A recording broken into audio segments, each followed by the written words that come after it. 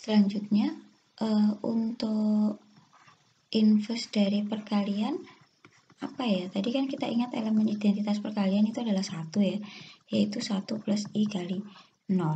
Nah, Z itu dikalikan dengan berapa nanti ya? Biar hasilnya 1, atau saya punya Z, saya notasikan dengan Z inverse begitu ya, Z pangkat negatif 1, itu dia sama dengan 1. Nah, tadi kan kita sudah mendefinisikan pembagian pada bilangan kompleks tadi ya. Berarti di sini saya punya Z inverse-nya itu bentuknya adalah 1 per Z. Oke. Nah, untuk contohnya teman-teman bisa lihat di contoh 1.3 di sana ya. Nanti bisa dieksplor sendiri untuk contohnya. Nah, sekarang coba kita lihat kalau bilangan kompleks itu juga bisa dinyatakan dalam bentuk grafik gitu ya. Ada interpretasi grafisnya ya. Jadi ada interpretasi grafis dari bilangan kompleks. Atau interpretasi geometris juga bisa dari bilangan kompleks. Nah, ini tidak jauh berbeda dengan bilangan real, cuman yang membedakan kalau bilangan real yang horizontal itu X, yang vertikal itu Y begitu ya. Nah, di sini biasanya kalau pada bilangan kompleks, sumbu X-nya ini menyatakan bagian realnya ya. Bagian real dari Z, kemudian yang vertikal itu menyatakan bagian imajiner dari Z-nya. Ya, jadi misalkan saya punya di sini ya, di situ adalah Z itu sama dengan A plus IB gitu ya. Berarti di sini saya punya A, di sini saya punya B. Titik kompleksnya dia berada di sini ya. Oke, jadi seperti itu. Kemudian bilangan kompleks itu juga bisa dinyatakan sebagai vektor posisi ya. Berarti gimana? Yaitu vektor dengan titik asalnya atau titik pangkalnya itu adalah titik pusat koordinat. Titik ujungnya ya di titik vektornya itu sendiri. Jadi kalau saya punya Z sama dengan A plus IB ya posisinya kurang lebih seperti itu untuk vektor posisinya. Nah, kemudian karena bilangan kompleks itu bisa dinyatakan dalam bentuk atau bisa dianggap ya sebagai suatu bentuk vektor posisi ya, berarti kita bisa mencari panjang dari ini, dari vektor ini tadi, dari titik 0 sampai dengan titik Z tadi. Nah, ini yang biasa disebut dengan istilahnya modulus ya. Biasanya dinotasikan dengan kayak harga mutlak gitu ya. Kita bisa membacanya modulus. Jadi modulus dari Z itu didefinisikan dengan apa? Yaitu A kuadrat ditambah dengan B kuadrat. Kira-kira kenapa bisa dapat seperti itu? Karena kita mau mencari modulus Z itu tidak lain adalah ini, panjang vektornya ini ya. Ini kan sebenarnya tidak lain Pythagoras ya, dimana panjangnya sini adalah A, panjangnya sini adalah B. Berarti kalau kita mau mencari A, panjang dari vektor ini atau modulus Z itu adalah akar dari A kuadrat ditambah B kuadrat. Kita pakai teorema Pythagoras seperti biasanya ya.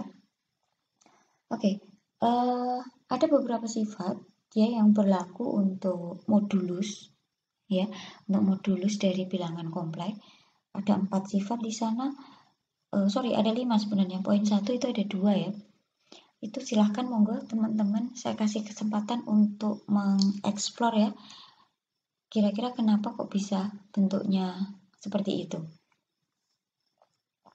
Nah, sekarang kita coba masuk pada konsep jarak ya. Kita manfaatkan konsep bilangan kompleks itu kira-kira nanti kalau membahas jarak itu seperti apa begitu ya. Oke, teman-teman bisa perhatikan misalkan saya punya 2 buah vektor begitu ya. Ada Z1, ada Z2 gitu. Nah, di sini misalkan saya punya ini Z1 di sini, kemudian saya punya di sini ada Z2 gitu ya. Ada Z1, kemudian ada Z2. Nah, kira-kira nanti kalau penjumlahan gitu gimana ya interpretasinya? Z1 ditambah Z2 gitu gimana? Kalau tadi kan kita punya Z1, Z2 itu kan berarti apa namanya, A1 ditambah A2 gitu ya, ditambah I B1 ditambah B2. Ini mau teman-teman mau pakai XY juga bisa, juga enggak masalah ya. Nah ini kalau bentuknya seperti ini berarti bagian realnya kan ini ya, kemudian bagian imajinernya sini. Nah sebenarnya itu kalau kita mau mencari apa namanya, Z1 sama Z2-nya itu kira-kira interpretasinya seperti apa? Ya tidak lain adalah Z1 ini ya, kita manfaatkan materi vektor dulu, materi vektor yang pernah teman-teman pelajari. Kemudian ini saya geser sejauh Z2 ya, berarti saya ke atas sana, ini Z2 begitu, sejauh Z2 berarti, oh sorry, nggak lurus ya. Nah kurang lebih seperti ini. Nah inilah Z1 ditambah Z2 ya. Begitu juga nanti untuk yang pengurangan. Kalau yang pengurangan berarti misalkan saya punya vektornya seperti ini, koordinatnya seperti ini. Z1 dikurangi Z2 ini tidak lain kan berarti A1 dikurangi A2 ditambah B1 dikurangi B2 gitu ya. Berarti apa? Kira-kira posisinya seperti apa? Kalau misalkan saya punya Z1-nya di sini, kemudian saya punya Z2-nya di sini. Nah, berarti nanti Z1 dikurangi Z2-nya bagaimana? Bisa aja yang pertama nanti bisa seperti ini. Sebentar, sorry. Bisa seperti ini ke sini ya, atau bisa juga dari titik pangkal di sini. Bisa juga di sini. Ya. Hasilnya bisa seperti itu. Ini atau ini. Ya, di sini ada Z1 min Z2 atau bisa juga di sini. Ini materi analisis vektor sih. Matrik waktu kita belajar matrik vektor dulu ya. Nah, jadi kurang lebih seperti itu interpretasi dari penjumlahan dan juga pengurangan bilangan kompleks kalau kita lihat secara geometris gitu ya. Nah, kalau berbicara tentang konsep jarak gitu ya, kalau konsep jarak kan kita bicaranya apa namanya, pakai pengurangan ya. Jadi kalau jarak ya berarti modulus dari Z1 dikurangi Z2 ya. Kira-kira gimana kalau pada bilangan kompleks jaraknya itu seperti apa? Nah kalau seperti ini ya berarti saya punya A1 dikurangi A2 gitu ya. Ini kemudian ditambah I kali B1 dikurangi B2. Ini kita cari modulusnya. Berarti modulusnya apa ya? A1 dikurangi A2 kuadrat ditambah B1 dikurangi B2 kuadrat. Ini kemudian kita akarkan. Nah ini konsep jarak kalau pada bilangan kompleks seperti ini ya.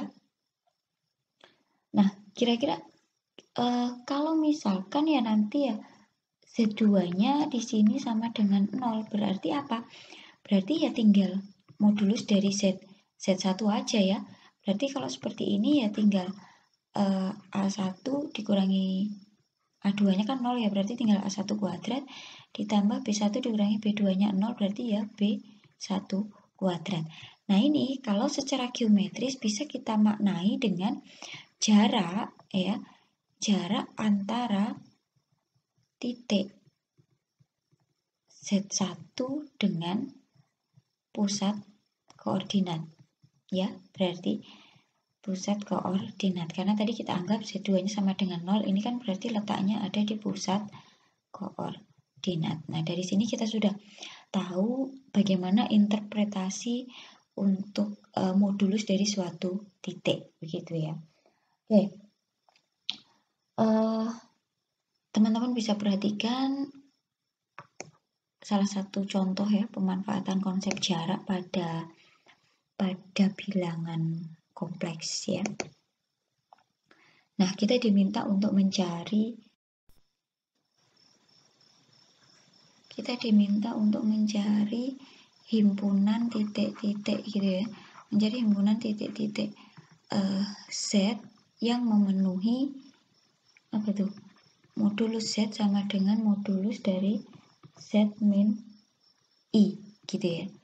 Nah di situ dimisalkan Z-nya itu adalah X plus I, Y. Nah sekarang coba kita lihat kalau misalkan diinterpretasikan secara geometris begitu ya, kita punya seperti ini. Kalau misalkan saya punya Z-nya di sini gitu ya, nah ini misalkan titik Z-nya begitu. Nah berarti modulus Z-nya di mana? Modulus Z-nya itu ada di sini.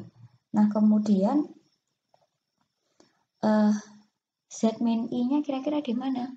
Z min I-nya itu tidak lain adalah, coba teman-teman perhatikan, di sini ada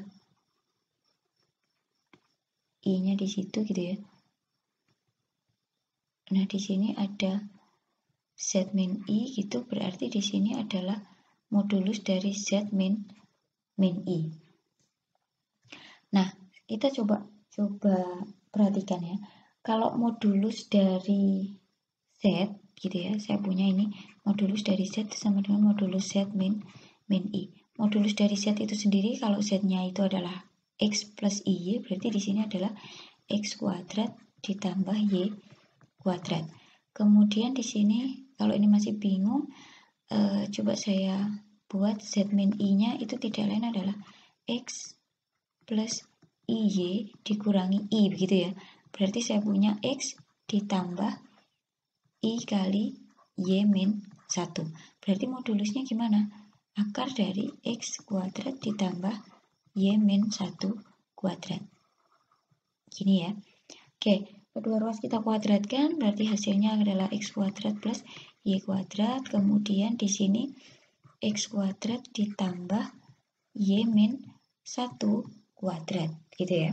Oke, sekarang ruas kanan coba kita jabarkan, yang ruas kiri tetap.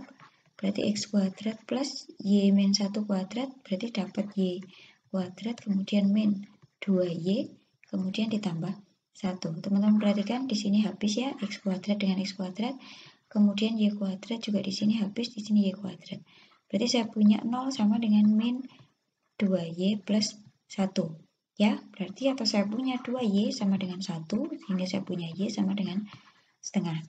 Nah, perhatikan teman-teman, ternyata saya punya hasil akhirnya ketika saya punya modulus Z itu sama dengan modulus dari Z min I, itu sama artinya dengan Y sama dengan setengah. Dan ini berlaku untuk setiap X ya, berlaku untuk sembarang X.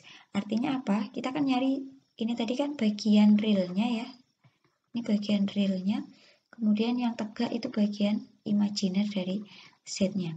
Berarti kira-kira kalau I-nya di sini ini kan 1 ya sebenarnya, berarti setengah. Coba saya kasih warna beda biar kelihatan. Berarti di sini ini coba saya tarik, ini saya tarik garis kurang lebih seperti ini. Nah,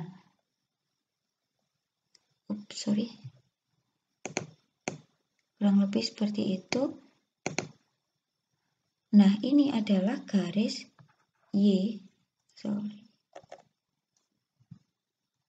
ini adalah garis Y sama dengan setengah ya teman-teman. Jadi solusinya sebenarnya solusi dari bentuk ini tadi modulus Z sama dengan modulus dari Z min I itu tidak lain adalah Y sama dengan setengah. Cuman kan gimana kita menyatakan dalam bentuk Z. Nah karena tadi berlaku dalam bentuk X, berlaku untuk sembarang X, berarti saya punya gini, nilai Z yang memenuhi gitu ya, Z yang memenuhi itu adalah Y sama dengan setengah, ini tidak lain adalah Z, karena X-nya sembarang berarti saya punya Z sama dengan X plus setengah I ya. Jadi nilai Z-nya itu seperti ini ya, Z sama dengan X plus setengah I. Itu solusi untuk modulus Z sama dengan modulus Z min I. Oke. Kemudian masih dalam ruang lingkup modulus ya. Kita coba lanjutkan. Ada istilahnya ketaksamaan ya teman-teman. Ada ketaksamaan pada bilangan kompleks. Ini masih menggunakan modulus. Nah, begini. Tadi kalau saya punya dua vektor gitu ya. Ini ada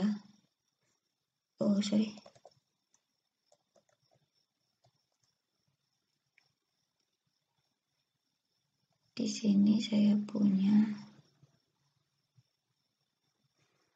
Nah, ini misalkan Z1-nya.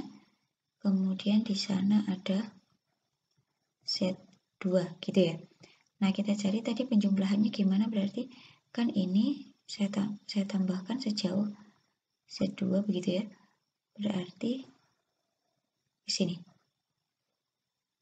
Z1 plus Z2-nya ada di sini.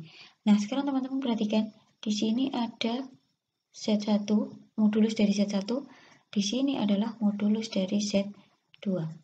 Nah, kalau kita perhatikan panjang dari Z1, Z2, kemudian di sini panjang dari Z1 ditambah Z2.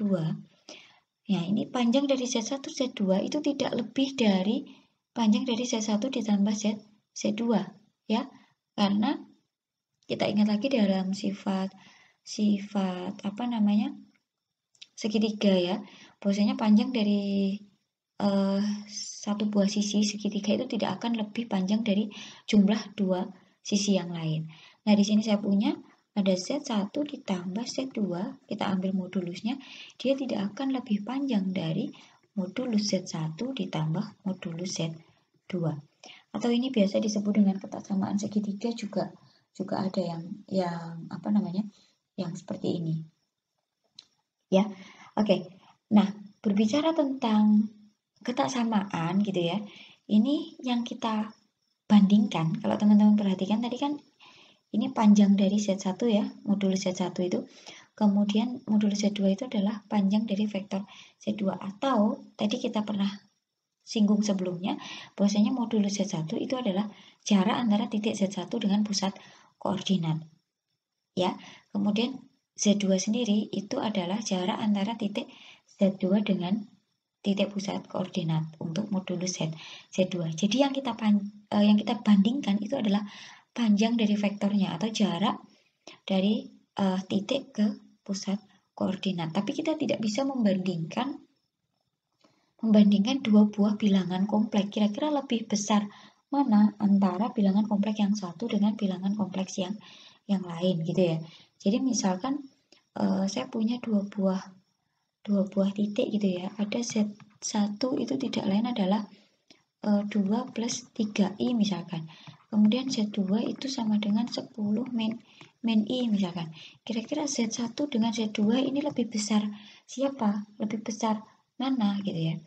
Perlu diperhatikan teman-teman, pada bilangan kompleks kita tidak bisa mendefinisikan urutan ya. Kita tidak bisa mengatakan bahwa Z1 itu lebih besar dari Z2, itu tidak bisa. Z2 lebih kecil atau lebih besar dari Z1 itu juga tidak bisa.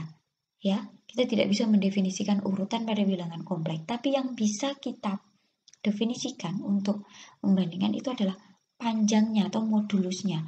Baru kalau modulusnya itu kita bisa membandingkannya. Karena apa? Kita bisa membandingkan mana yang lebih dekat dari dua buah titik itu, kita bisa membandingkan mana yang lebih dekat dengan pusat koordinat. Ya, jadi analoginya seperti itu.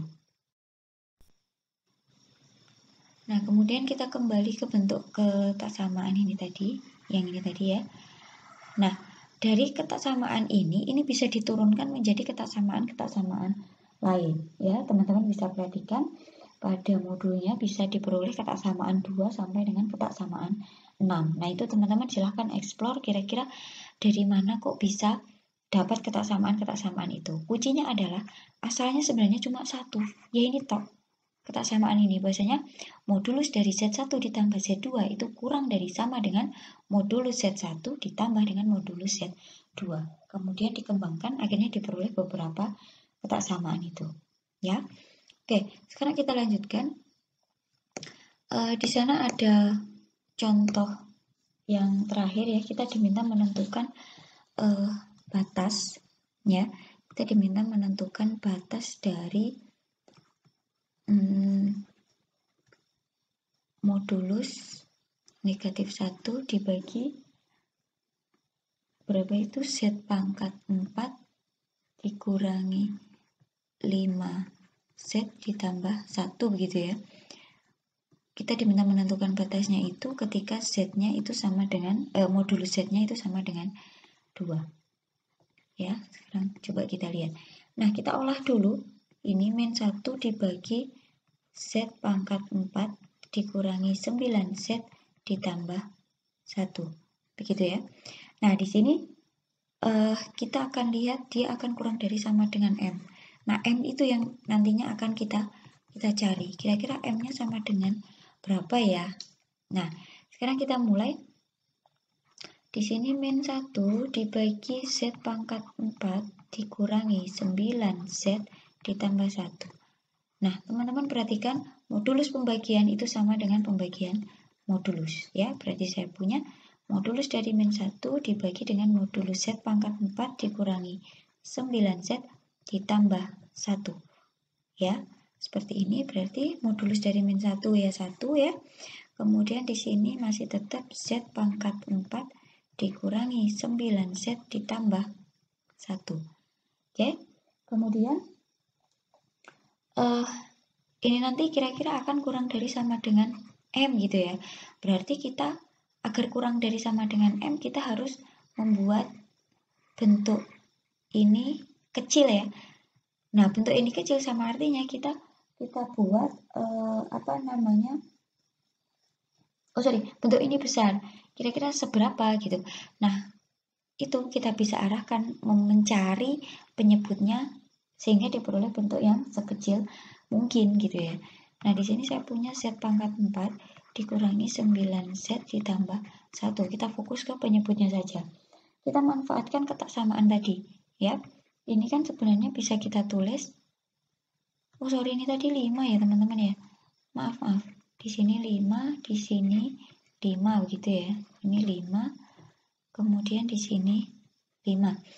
Nah, di sini bisa saya nyatakan dengan Z pangkat 4 ditambah min 5Z plus 1.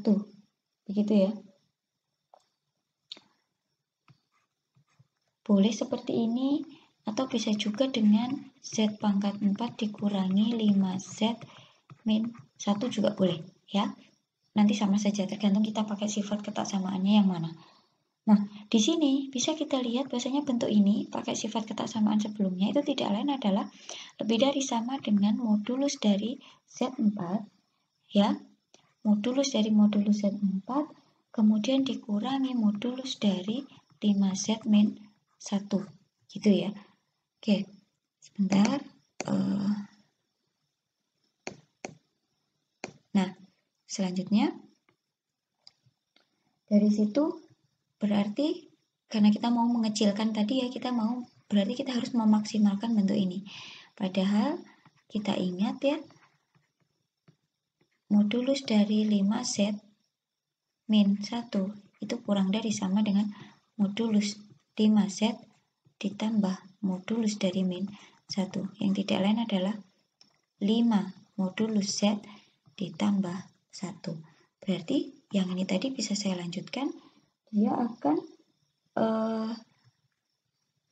ini saya tulis lagi di sini Z pangkat 4 min 5Z plus 1, saya tulis yang bentuk akhir ini tadi ya, lebih dari sama dengan modulus dari modulus Z pangkat 4 dikurangi modulus 5Z min 1.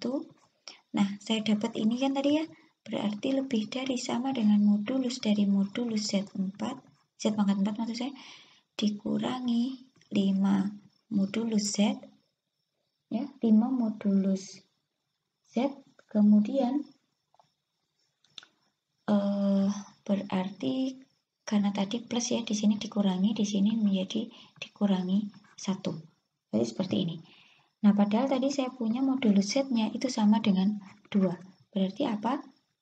Saya punya modulus Z4, Z pangkat 4 min 5Z plus 1, gini ya. Berarti lebih dari sama dengan, di sini ada berapa ini? 2 pangkat 4 gitu ya. Ini sama saja, modulus Z pangkat 4 itu sama aja dengan modulus Z, kemudian pangkatnya saya keluarkan. Berarti 2 pangkat 4 dikurangi 5 kali 2 dikurangi 1 gitu ya. Ini sama dengan berapa? 2 pangkat 4 16. Sorry.